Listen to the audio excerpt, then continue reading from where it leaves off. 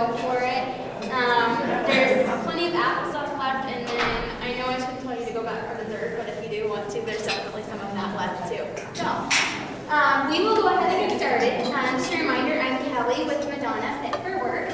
And before we get started, I did want to tell you a little bit about myself, just to kind of see where I come from the holiday perspective.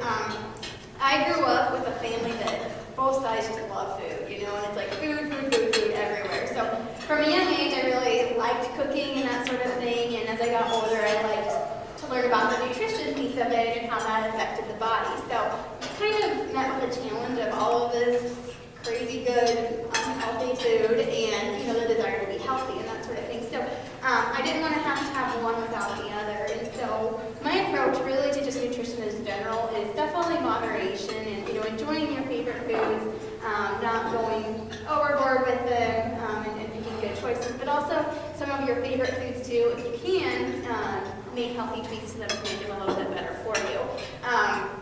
And so I get made fun of at holiday gatherings quite a bit, but it's okay. They haven't made me stop. And the holidays is one time I have to say is probably the time of year that I'm not the most popular person in the world. Most people don't want to talk to a dietitian, you know, during the holidays. They're scared that I'm going to come and point out everything that's wrong with their plate and everything that they should not be eating. But I am not a nutrition Nazi, so I will not do that. I do think that part of the fun of the holidays is the food. I don't think that it should be the focus, you know, it's kind of like it's part of it, not all of it. So that's, you know, an important thing to think about, but I do like to enjoy food. I will admit, I think I admitted this to the class last week that I did this for, that I used to be the girl that would go to holiday gatherings with the elastic waistband so I could eat as much as possible. And I'm a reformed person. I don't do that anymore. My approach really to the holidays in terms of enjoying the food without maybe gaining that weight, that's great, you guys have that challenge going on, but you know, enjoying it without going overboard and gaining a ton of weight. I really follow a few basic principles. One is learning, if you are the cook, learning how to tweak some of your favorite holiday foods to make them a little bit healthier. We'll be doing that today. Also, and this is a rule I use 365 days a year, is just be picky. Don't just eat something because it's there. You know, how often do we just fill our plates? It's like, well, you know, cranberry sauce okay, or whatever it is, you just take it because it's there. I say don't waste calories on things that you don't love. So for me, you know, I'm not crazy about green bean casserole. I prefer just plain green beans. So I'm going to do that. You know, mashed potatoes, I love mashed potatoes. I will not lie. But I can have mashed potatoes pretty much any day of the year. I can't have stuffing or maybe pumpkin pie every single day of the year. I guess I could, but you know, it's not necessarily, you know, it's more of a seasonal food. So I kind of plan my splurges, and I pick a few of my favorite holiday foods, and that's, you know, where I kind of will treat myself, and then I try to make better choices throughout the rest of the day or the meal, that sort of thing. So be picky is one, and then also just pay attention to your portion sizes. That can make a huge difference in the number of calories that your meal has. I actually did a presentation last week on that very thing, and I loaded up holiday plates full of just holiday foods, and you wouldn't believe the, you know, it's hundreds, like over 600 calories difference from one plate to the other, have the exact same foods on it, just different portion sizes. And you know, so often we put way too much on that plate anyways. So that's why, again, picking those favorites and then not completely overdoing it. You're going to get plenty of food to eat. You're not going to walk away hungry. Just, you know, eat slowly and savor it, and then you will get that satisfaction factor without all of those extra calories. So, again, those are kind of my basic rules that I follow, or I try to follow. I'm probably not perfect, but those are kind of the things that I do. So I did want to mention that to you guys before we got started. So now we get on to the food part. So what I have for you guys today, obviously you had pork tenderloin. I know that's not necessarily what you think of when you think of holidays. It's usually turkey or ham, but I want to do something a little bit different.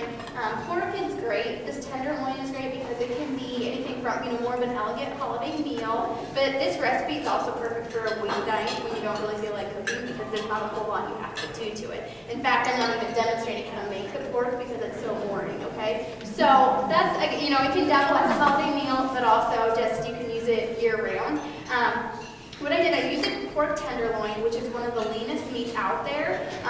It's very comparable in terms of calories and fat, very comparable to that of a chicken breast, okay? So not only that, but it's a very tender meat, as the name would imply. It's a mild meat, and so that's why I threw a bunch of seasonings on there. So you can do a marinade. That's something that's super easy when you're making a pork tenderloin, and just throw it in the refrigerator for a few hours, and then you can cook it or get it ready to go. With the recipe I have today, all you have to do is rub on the spices and then go. So I have a mixture of oregano, thyme, a little cumin, coriander, garlic. I pretty much put garlic in everything, so I'm sure that's in there. But the spices that I use, what's great about them is that I'm adding you can add flavor to food, whether it's meat or anything else, without adding calories, fat, or sodium. So I am obsessed with spices. If you looked at my spice cabinet, it's pretty much overflowing with them, just for that very, very reason. And there's certain spice blends out there, or certain marinades out there that they can flavor food, but they might have the added sodium, the added fat, the added calories. So if you do those other ones, that's totally fine, but just be aware, make sure you're checking ingredients and nutrition labels and that sort of thing. So mine today added really nothing but just flavor to it. So you just rub that into the pork and then throw it in the oven, and that's as easy as it is. If you are doing the recipe that I have today, that was for serving 8 people. If you are doing a huge gathering, which most family gatherings are, and you need to increase the recipe, I have a tip on the bottom on using a pork loin roast versus the tenderloin. So that is a very lean cut of meat, but it's going to come in a bigger size. So rather than the 1 pound tenderloin, it's going to come in anywhere from 2 to 5 pounds. So it's going to feed a few more people. You just have to increase the spices according to how much you're increasing your meat. Okay, and the cooking instructions vary just a little bit, but that's all explained on there. Okay, so what we're doing with the pork, though, is pairing it with apples because I always say it's like peanut butter and jelly, so kind of pork and apples, they just go together. One makes the other one better. So the recipe that I have today is just for kind of a homemade applesauce, and so you start off, obviously, with apples. So peeled chopped apples. If you want to boost the fiber content of your applesauce, go ahead and just keep the peel on. It will also save you time when you're cutting and chopping, so you don't have to do that so much. If you are preparing a holiday meal, this is something that would probably be a little time consuming, and you wouldn't really have time in your morning to do this. So I did this the night before, and there are several ways that you can prevent apples from browning when you have to keep them for so long. And what I did with these, which I'm going to scale real quick. I can remember all the time in elementary, the lunch ladies ruining my apple because they would soak them in salt water. So I know that's a good way to do it, but it alters the flavor. I feel like lemon juice, you can also do that, but I feel like it alters the flavor. So my favorite method is actually using citric acid. So I brought that today if you guys want to come up and look at it afterwards. It's actually used for canning tomatoes, but it works wonders for not letting your apples turn brown. And I have found that it doesn't alter the flavor. At least that I could notice. So with this, it's just really using 1 teaspoon of this per cup of water, and then just storing it in there. So again, on that holiday morning, or any time that you want to save a little time, when it comes to meal prep, you can go ahead and use that piece of it. One of my fitness friends also, she uses just club soda. I haven't tried that, but she says that she feels like it works good and doesn't alter the flavor. So once you get those peeled and chopped, you're just going to throw them into a Dutch oven or a skillet, and then we're going to add a little bit of brown sugar. The recipe seems like a lot, but for how many apples you're using, it really comes down to being not very much per serving, extra per serving. So we've got some brown sugar and cinnamon. And again, aside from the chopping and peeling the apples, this is a super easy recipe because then you're just going to stir this all together and cover it and let it set for about 30 to 40 minutes. Now, if you are multiplying this recipe, if you have to use it for a bigger crowd, allow a little bit of extra time to cook just because the larger quantity is going to take longer to heat it up as you go. So, I think the recipe was like 6 or 7 today, and it took just under an hour. So it's not going to take a ton of extra time, but it's something too that once it's ready, you can just put it on low, or put it in a slow cooker like I did, and then it'll stay warm after that, or while you're waiting to actually serve dinner. And so another thing too, you can serve it cold. So if you want to make this the day before, you can do that as well, and it'll keep for a couple days in the refrigerator. So whatever you so choose there. So that's our apples. We're going to let those cook for a little while. And we're going to move on to our stuffing. All right. Now this is like my holiday favorite. So I didn't feel like it'd be right if I didn't do a holiday cooking class with this one. So do I have any other people that just like? Okay, I'm not the only one. All right. Now, any guesses before? I don't want to ruin your day, but I do want to ask if anybody knows or can guess the number of calories in a half cup serving of just traditional stuffing. Any guesses?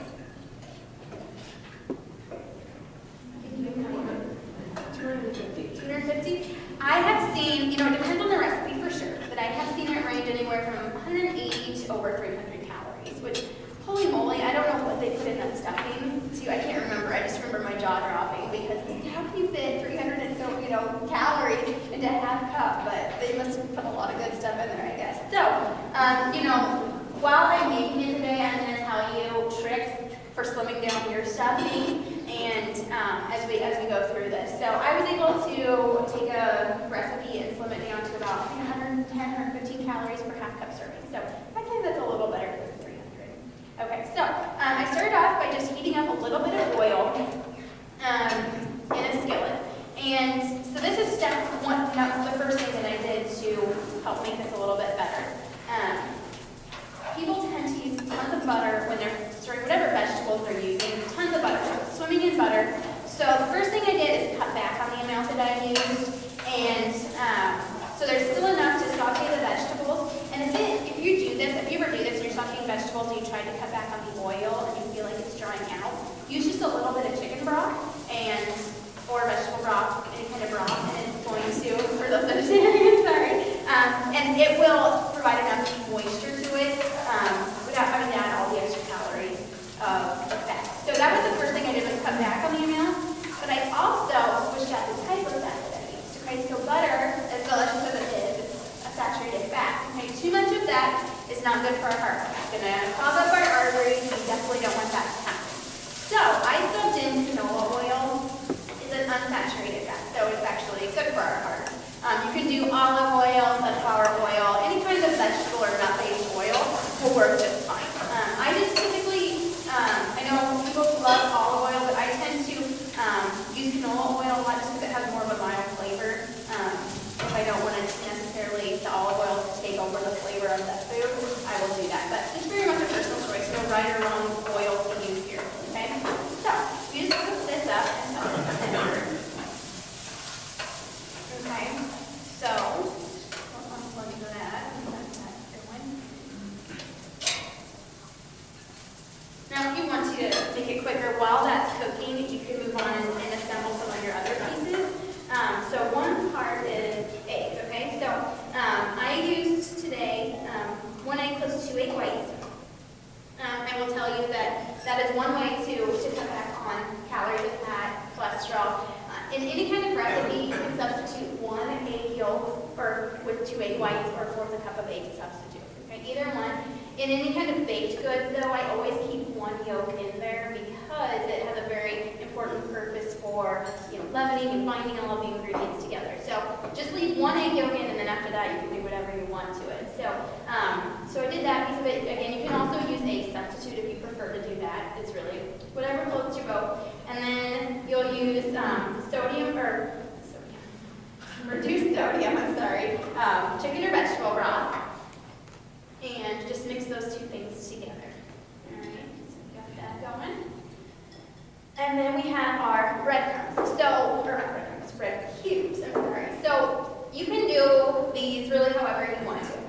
Ideally, we do whole wheat ones to help add fiber to our stuffing. And so if you do that, you're not going to be able to necessarily go out and buy bread cubes that are whole wheat. So you would have to do that yourself. So if you do that, just take your bread and cut it into cubes, toast it in the oven on 350 for about 10 to 12 minutes until it's a nice golden brown, and then you're good to go. Now, if you are probably like a lot of people in the holidays that want to simplify and just get the pre-done things, I did that, I will admit.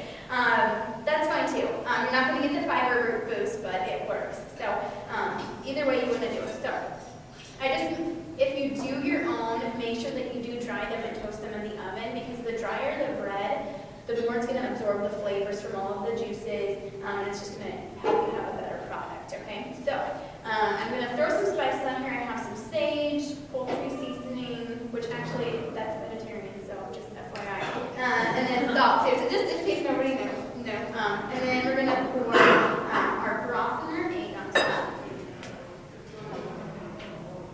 And then we'll get our vegetables and throw these in here.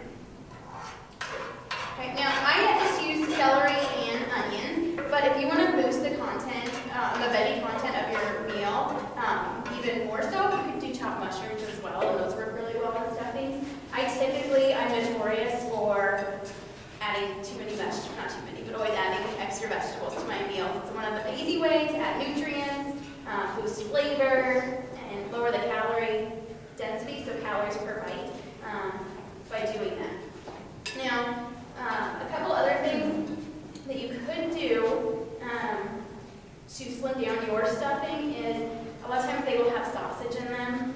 Ideally, if you can omit that's really going to help. Otherwise, do a turkey sausage, and that's going to help cut back on the calories and fat.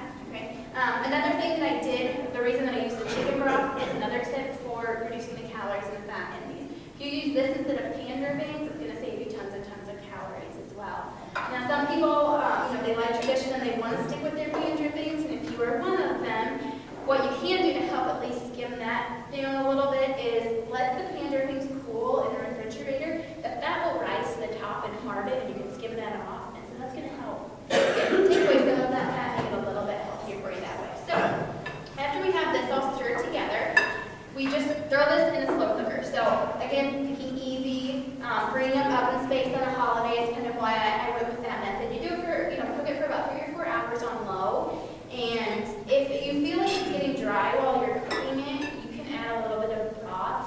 Just go easy on it, otherwise you'll end up too doughy that way.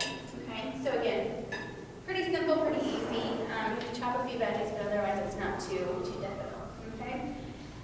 Now we'll move on to dessert, which is, I don't know, it rivals stuffing. It's pretty good, but can't say which one my favorite is. But I had to do pumpkin. I mean, it's like pumpkin is everywhere these days. It's almost like a cult, I think. But I didn't want to, so I did choose that. So how we're going to do this is, again, start with some eggs. So the original recipe for this called for 3 eggs. So again, I cut back by 1 egg, and I did 2 egg whites with it to help with the, just with calories back and cholesterol.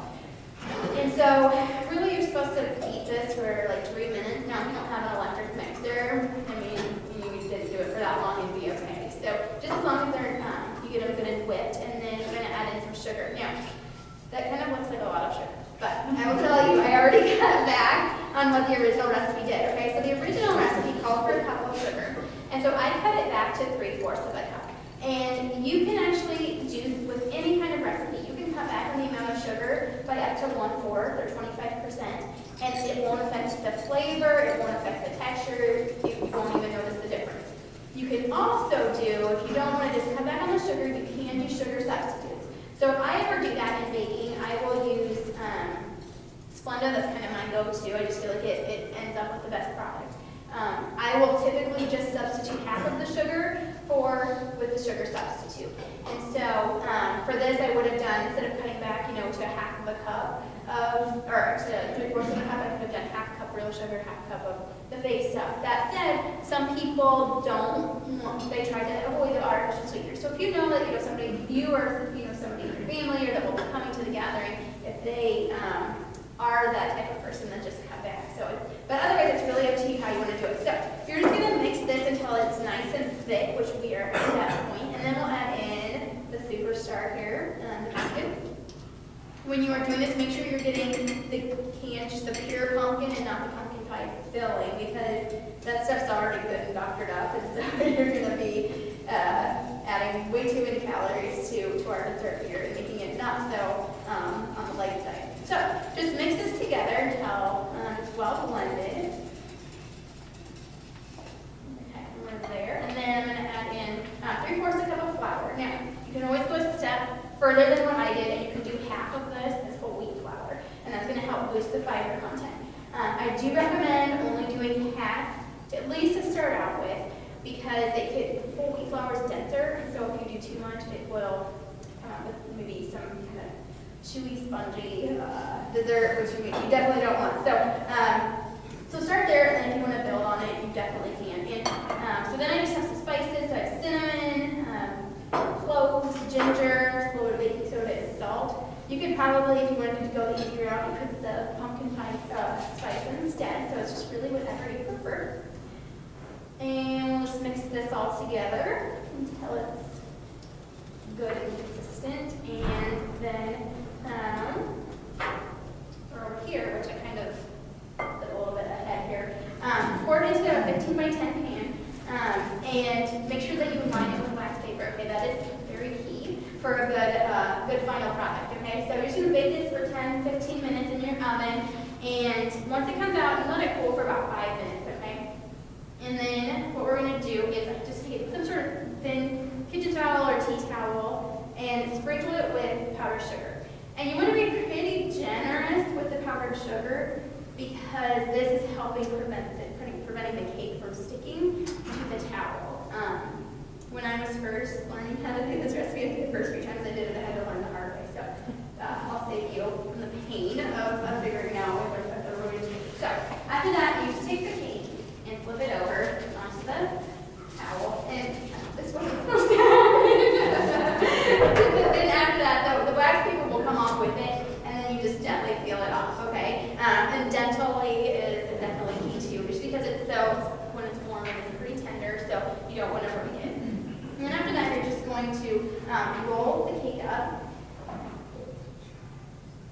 into the towel.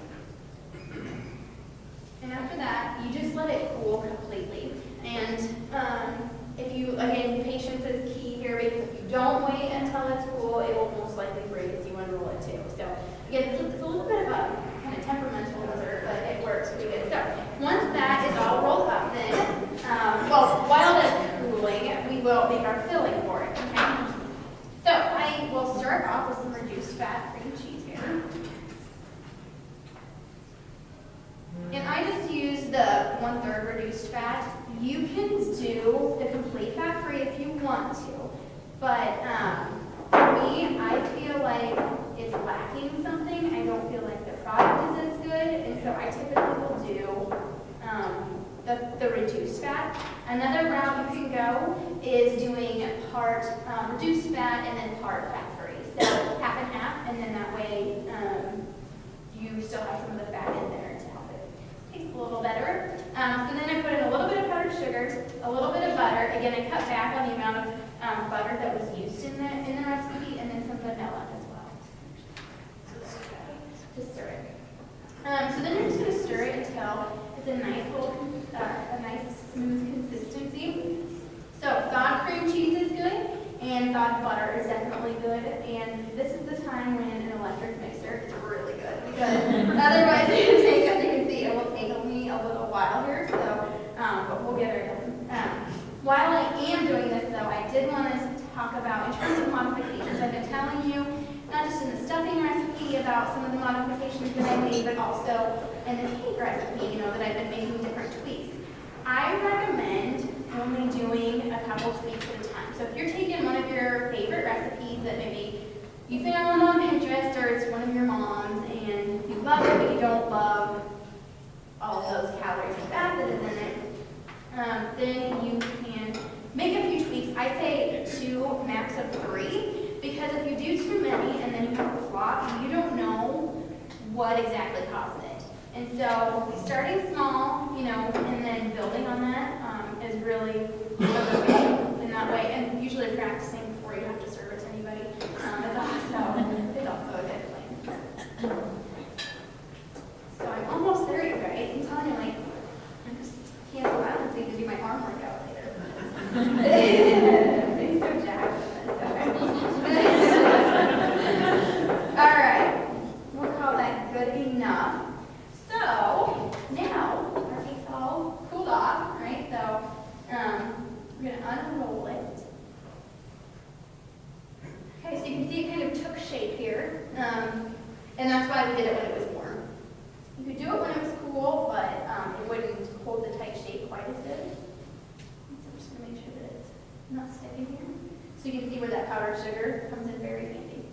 All right, and then we're just going to take our filling here and spread it on.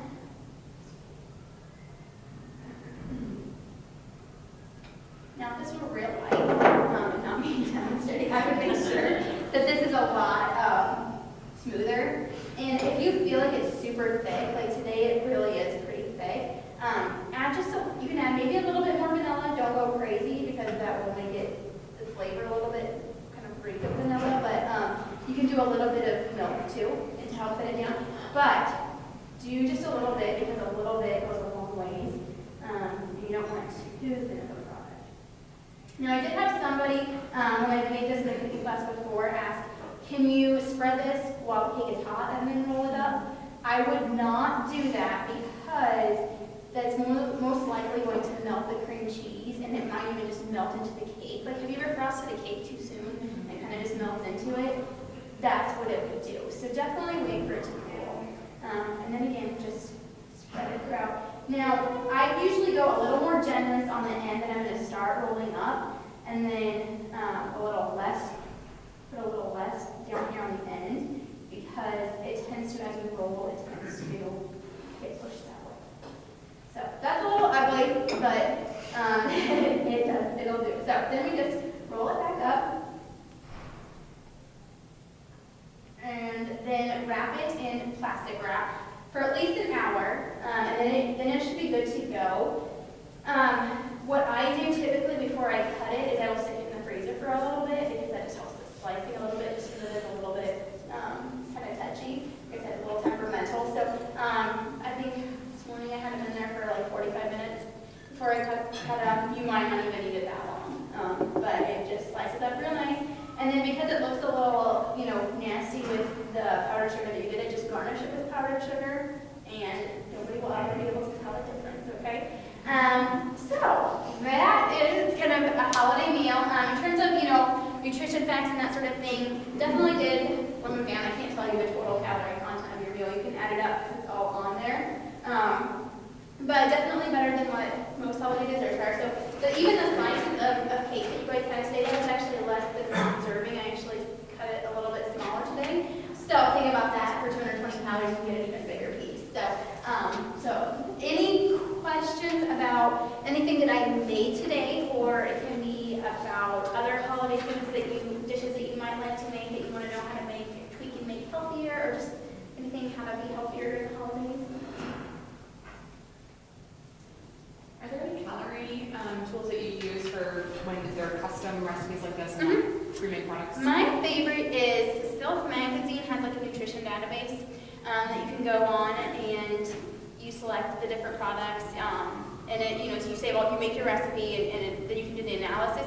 It's good. You need to be careful just with this or any other one that you do because there's tons of websites out there. I check if it was the pork tenderloin. I know you can look at the package of it and know that a lean piece, it had 120 calories is what that said. So I look for something that's similar to that because some of them can be anywhere from 120 calories per serving to 160, which will very much alter that. And so sometimes you have to do a little bit of work there, but I find that for me, I get the most accurate output that way. So I know that, I think my Fitness Pal, I think you can do that too. Again, you need to just be careful and make sure that whatever item you're picking is accurate in terms of nutrition content. So will they know things like eggs, because package of eggs doesn't say how many calories? Yeah, it'll say, So it'll say, with eggs, that's pretty much the same. So you'll pick eggs, and then once you add it to your list, you do the quantity. And even with celery, because you can get it in celery stock, you can get it in slices, you can get it chopped. So you pick the celery, then you have the option of, okay, that's how I have it. I forgot about my apples. Sorry. Then you choose, okay, chopped, and then the quantity amount. And then after you do all of that, you put how many servings are in the recipe, and then save it, and it'll analyze it, and then you're good to go. Anybody else?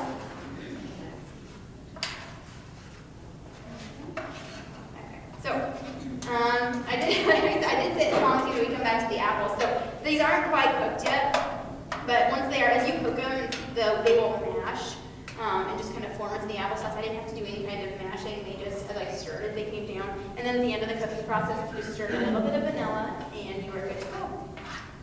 So, if nobody else has any questions, then yeah, yes. What kind of apples did you use? Whenever I cook with apples, I will use Granny Smith. Now, I know, like, you eat them raw, like, whoa, holy tartness. I mean, it's way too tart. But in terms of baking, they hold up really, really well. If you use other apples, a lot of times they'll break down during the cooking process. So I use those. Sometimes I'll use the Jonathans. Those are a little bit more tart, but I just, safe bet is always Granny Smith. Anybody else? Yes? So what is an average piece of pumpkin pie cost you in calories? It depends on what the piece is.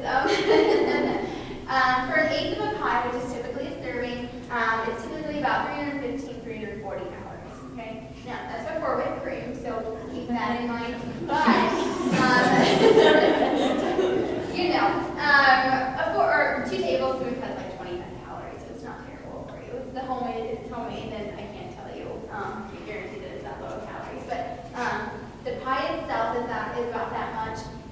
If you are not a crust lover, whether it's pumpkin pie or any other pie, I say skip it because that can save you 100 calories right there. So whether it's apple pie or pumpkin pie, if it's a double lattice or a double crusted pie, take one of them off so you're still getting crust, but you are saving yourself 100 calories that way. So.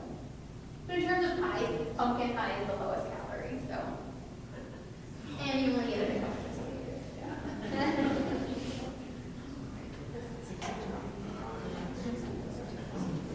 Anybody else? All right. Well, thank you guys so much for coming today. I appreciate it. There is that pumpkin roll left. So if somebody doesn't come, you can always take them a piece, or have another piece before you leave, or take it for a snack later or something. But yeah, you guys are free to go. I'll be here cleaning up if you guys do have any questions. I can think of too. So.